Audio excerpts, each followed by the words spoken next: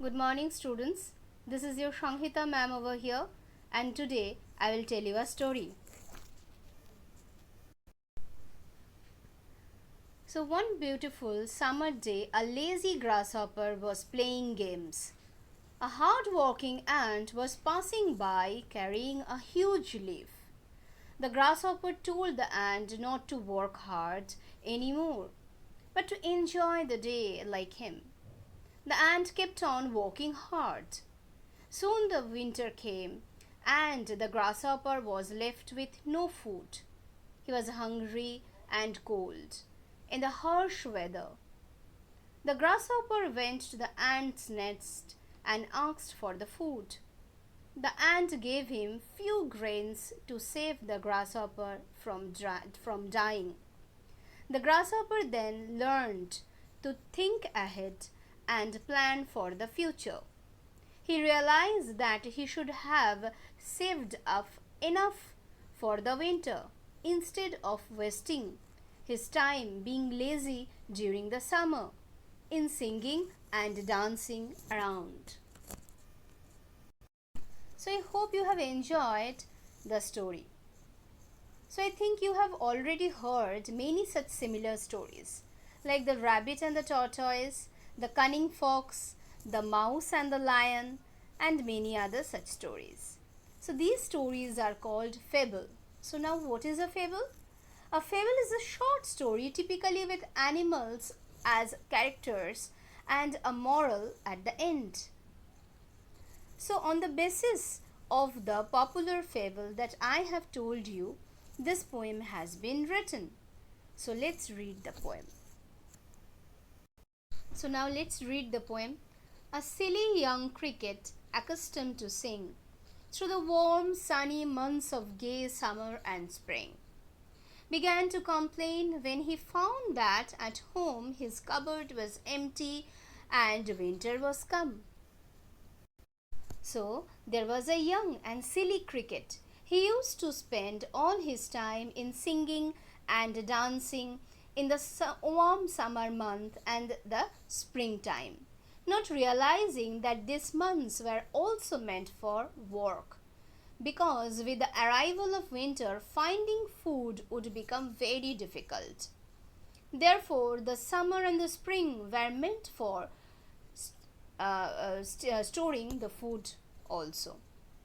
But the cricket spent all the time in vain during these happy months, and now his cupboards were all empty without any grains of food. So here we have learned some of the new words like accustomed means habitual or usual. Crumb means small piece of bread or biscuit. Gay means bright or vibrant or happy. Now let me read the next lines.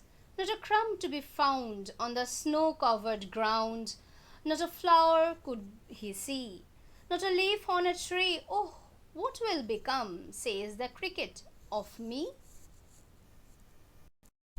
So here the cricket realizes that the ground was covered with snow, and there was not even a crumb, a small piece of bread to be found on the winter surface of the ground.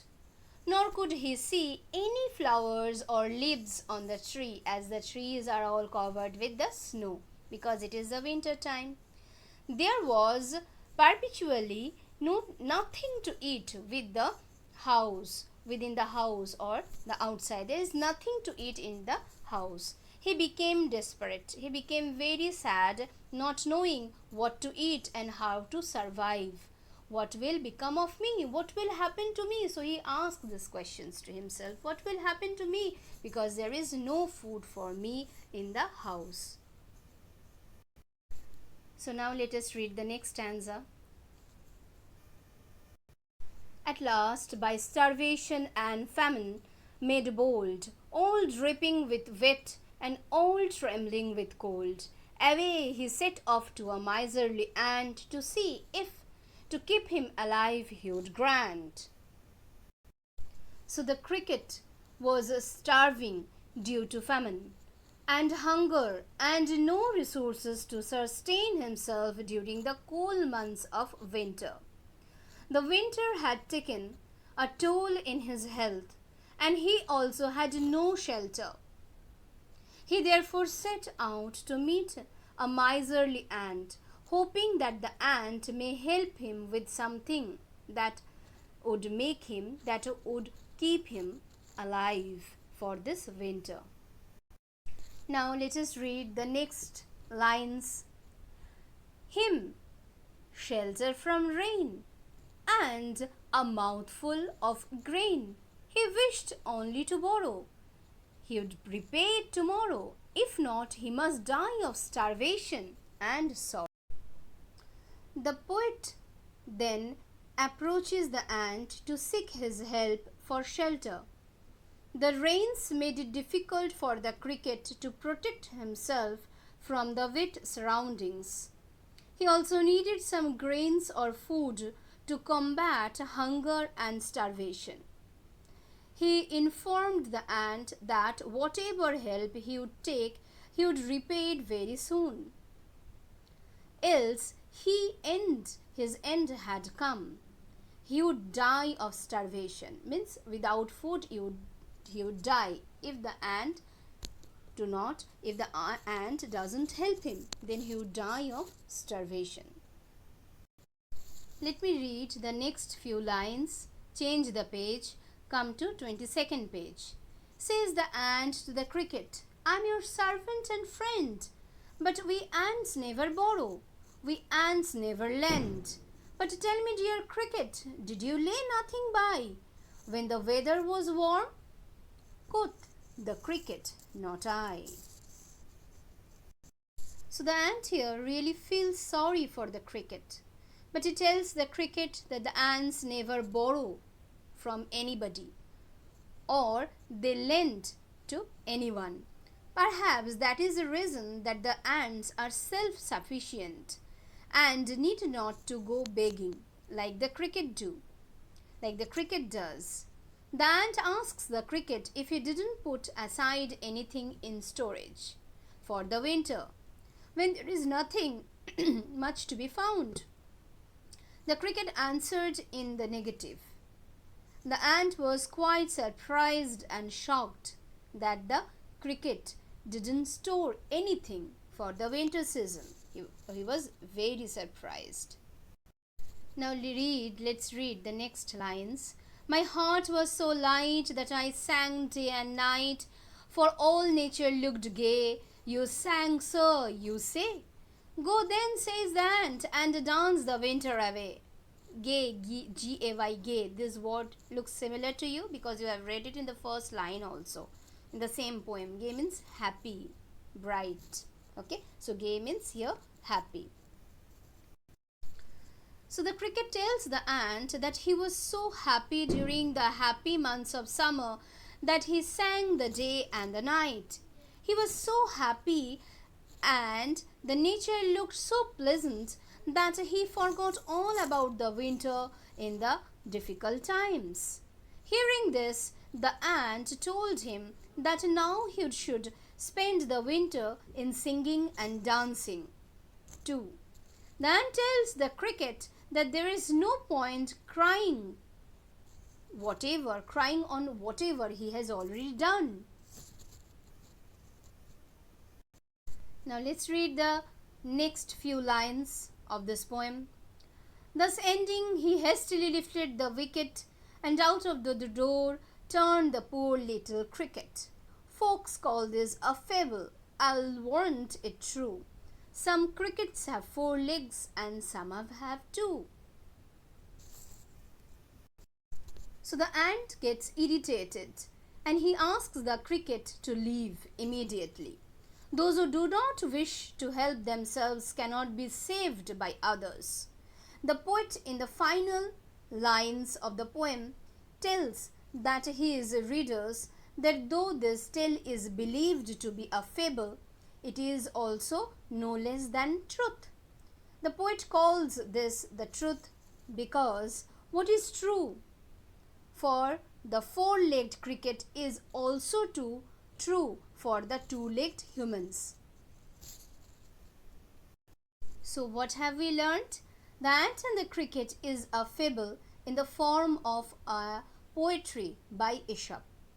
This poem is a story of a desperate and silly cricket and a miserly ant. The cricket would sing during the months of summer and spring. He never stored any food for the winter season. In the winter season, he finds that there is no food to eat at home. He was starving, and thus he went to the ant. He requested the ant to lend him some food and shelter. The ant refused to help him and told him to pass the winter away in dancing.